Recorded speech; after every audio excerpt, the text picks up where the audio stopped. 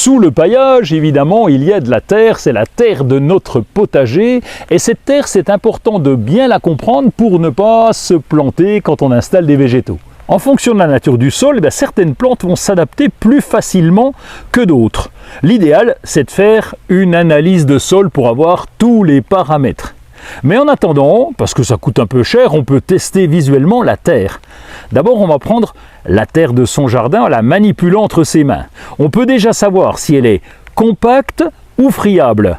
Plus elle est compacte et plus elle contient de l'argile. A l'inverse, elle peut être sableuse et là, on n'arrive pas à la compresser dans la main.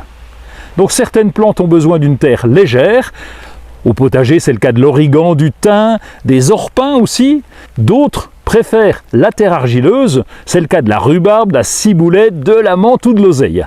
La terre peut aussi être calcaire. On va tester avec la réaction du vinaigre. Si c'est calcaire, ça fait des petites bulles en surface. Alors une terre calcaire, c'est parfait pour les pommiers, les figuiers, la vigne.